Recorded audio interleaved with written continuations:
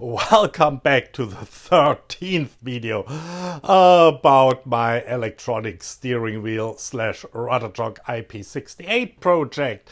And I do hope that 13 is a lucky number. Last time we just drilled a little hole here into the center of the wheel. A necessary chore, and now it's done and it went very well. Card here, link in the description. Today there will be some heavy milling with a round table on the center body. Enjoy! Just a short recap of the drawing. So here is our center body from the side. Yeah, it's still quite square. And here from the back. And we do have to mill out here this round pocket. 16.5 millimeters nominal, but because I messed up when squaring the block up, 16.4 millimeters only. And yeah, this will be this area. And while we are doing that, we will also dig out the big 16 millimeter hole through the whole block. It will be then through the whole block. It's currently not, which, the shaft will go through. And then we have to mill out here a little groove. Yeah, I'm not painting it all red. A little groove, 2 millimeters deep, I think. Yeah, 2 millimeters deep, 4 millimeters wide for an O-ring. So enough stuff to do. Okay, the body is in the round table, and all I could do to fix it, due to size constraints, is having my T-nuts down here, then going up with a threaded rod, and then a counter nut and a washer. And yeah, this is already loose here on that side. I mean, this is not a perfect way. I have a clamp here that's at least securing that threaded rod and a little bit that threaded rod. I just have to be very careful. It's the 13th. I think I mentioned that. So first thing, I will go down here with my mill bit, which can only mill to a depth of 13 millimeters. And we have to go down 60.4 if you remember. So I will first mill out the pocket to a depth of 10 millimeters. And then we have a little bit more space, and we can deepen it by another 6.4 millimeters. But very first operation, get that down so it's just touching.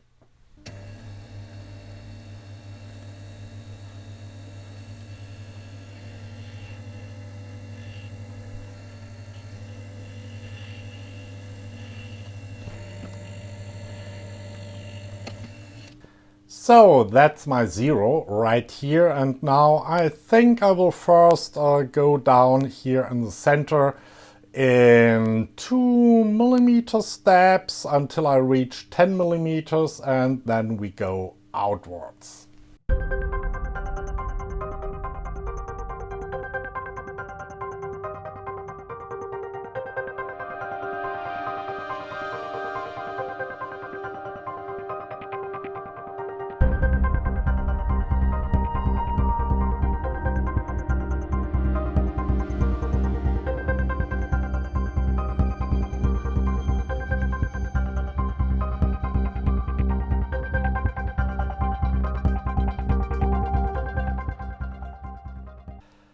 So we should be, if I didn't lose count, 10 millimeters deep. I will verify that later on when we opened up the whole thing in the radius wise. But as you might have noticed, the puck in the middle, that was intentionally for me not to mill directly in the middle, because I knew as soon as I open up the big hole, the 60 millimeter hole, it will simply fall through, and it did.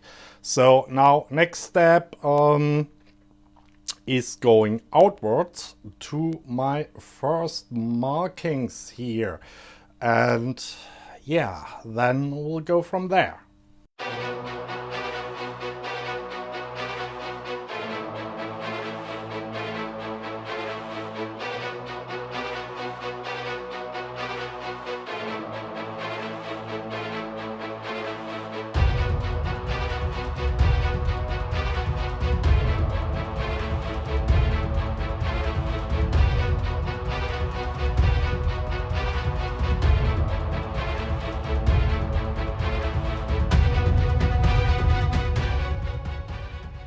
The end is near, so we are almost hitting the marks now here and here in the back.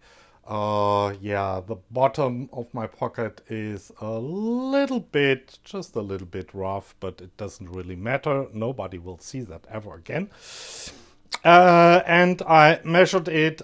We are at 12 plus millimeters, so I advanced 6 times 2 millimeters. I indeed lost count. That's why you check. I guess I just continue. Maybe 1 more millimeter, and then we check the diameter. 1 round with original sound.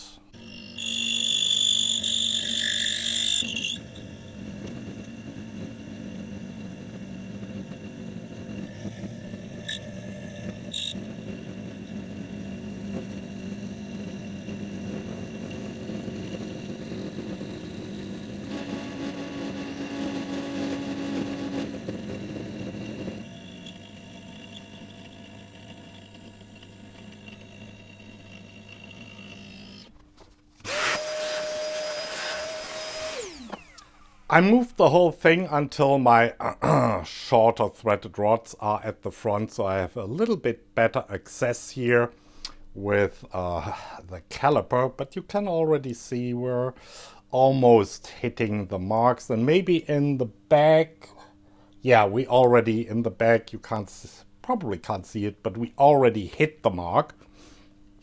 So yeah, it's time to measure. Just cleaning the edges a little bit where I want to measure. Okay, and now let's see. Yeah, this is not easy. Let me change the setup real quick. There's no way I can get the camera there because there's the desk, but let's see. So I'm also using my lines here to align that thing, and I switch it on. This helps usually. Oops. And it says we are at 5137. 5133. Yeah, 5137.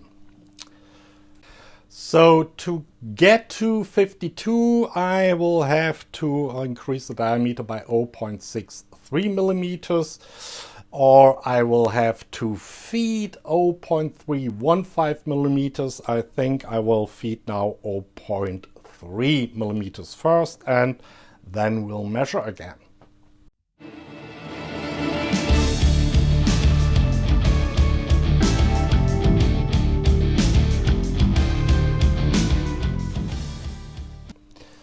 Okay, we are now at, I know you can't read it, 5201. 5201. Okay. I'd say there is a little tolerance here, so we are spot on. That's perfect. If I look at the markings, we will see that a little bit more in detail when I take it out here. I'm a little bit off center. Not much, but that was to be expected because of the problems I had with my big hole in the center. Yeah, card here, link in the description.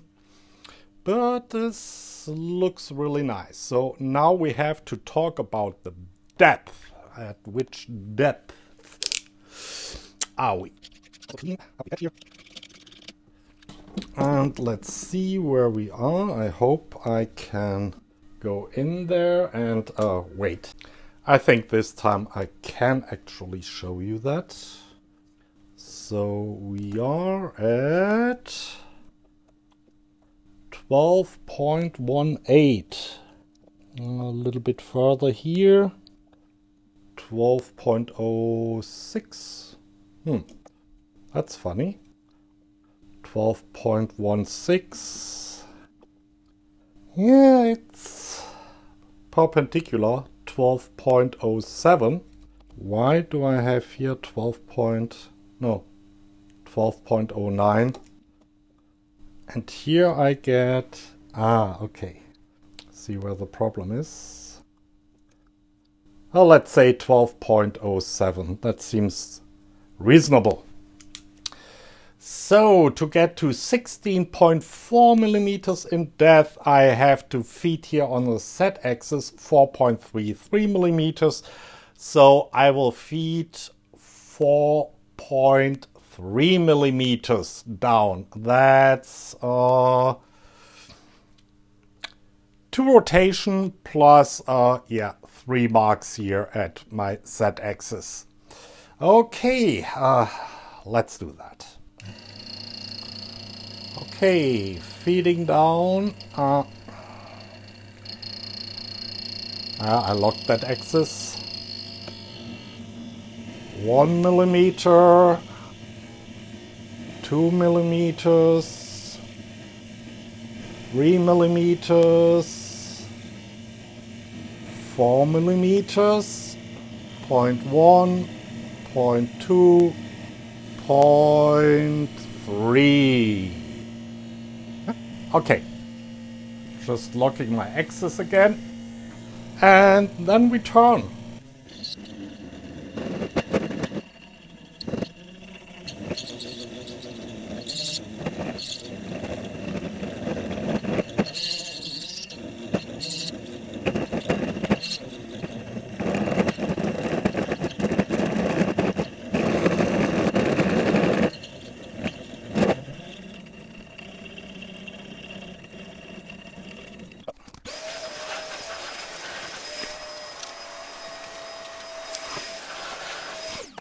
Yeah, good thing I made that with original sound.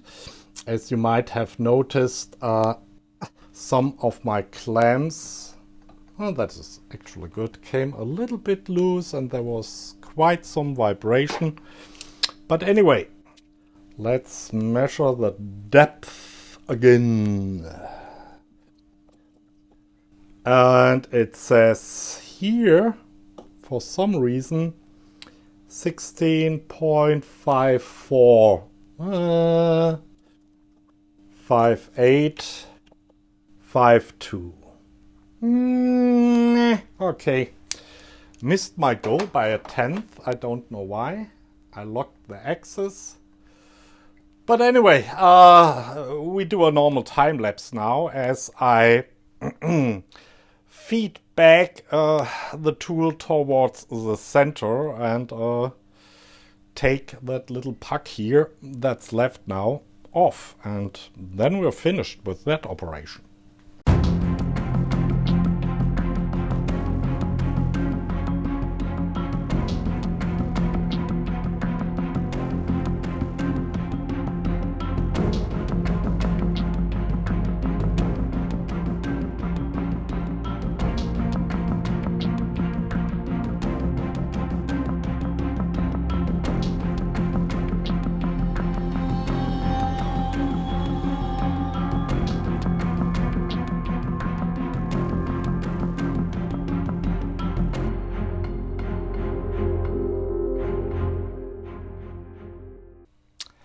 A few remarks on that operation.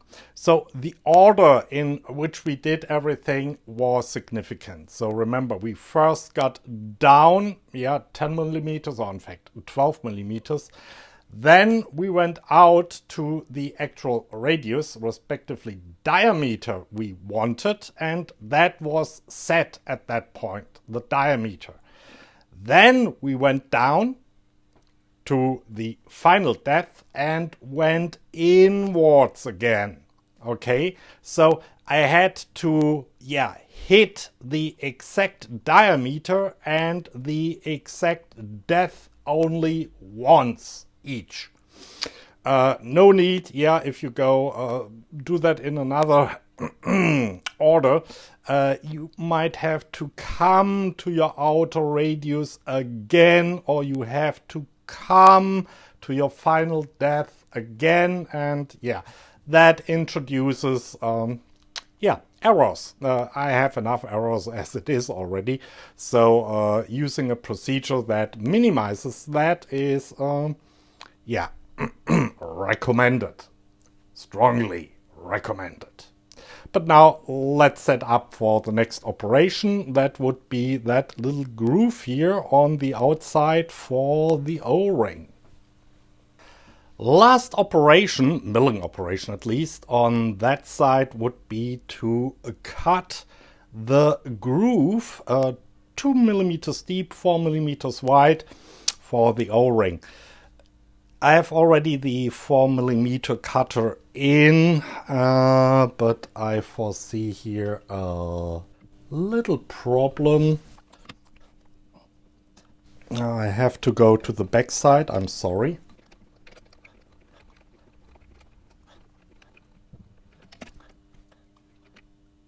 Let me change the perspective. You see, I don't believe I will be able... just so. If the screw isn't in the way, that could work. The nut, that is. Yep, just clearing. Got lucky. Then, okay, that is a little bit iffy.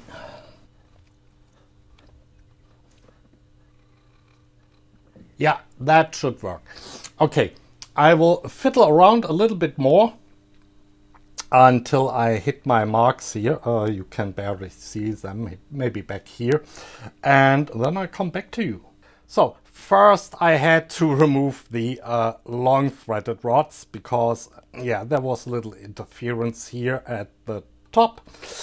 And the joys of your hole not being perfectly centered.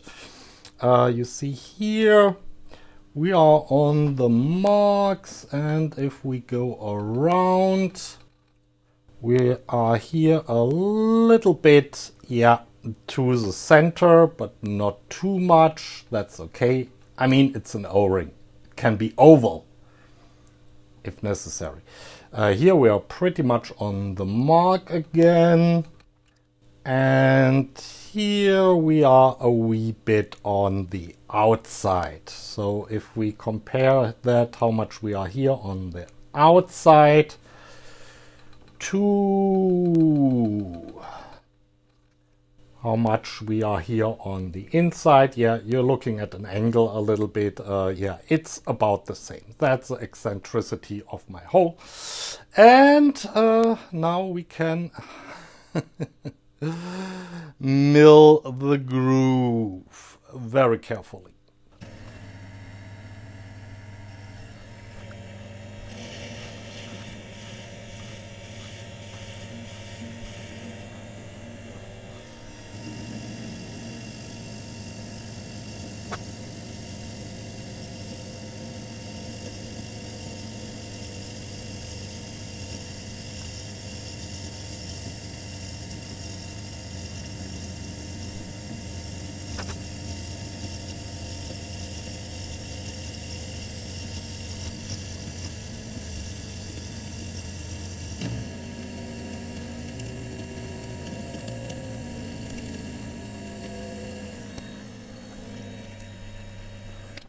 Okay, let me clean up and get that thing out here of the milling machine, and then we have a look-see. Let's see what we have now after I cleaned everything up. Okay, I could have centered up here my groove a wee bit better, but it really doesn't matter. It wasn't critical. I didn't spend too much time. And obviously when I said, yeah, on the camera it looks funny, it was funny. It was funny.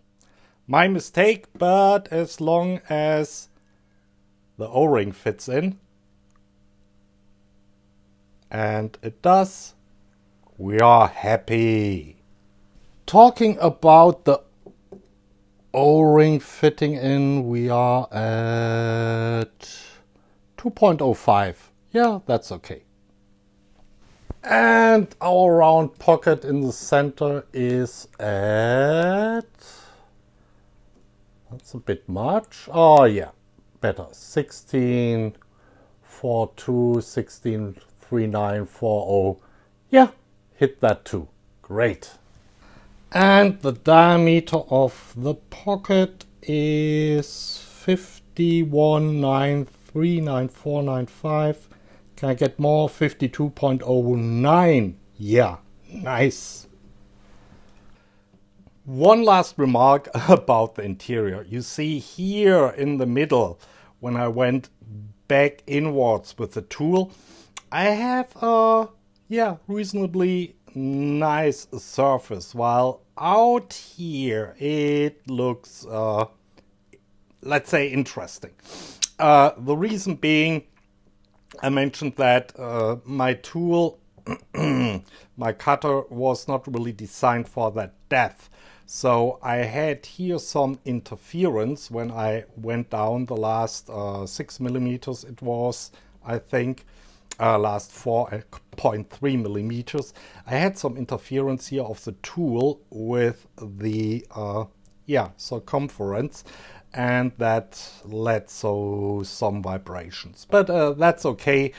There will be a lid on here and nobody will ever see that again. And the boss which holds the shaft in will only travel here on the inside, rotate here on the inside on the nice surface. So that's good too. That's it for today. I had to suffer for my sins in the past. That is the slightly offset hole. We will see there are some other little problems associated with that, but it seems to work, or at least to be good enough. So next time we will do the milling of stuff on the other side. This will be a little bit more tricky. You'll see. Till then, bye.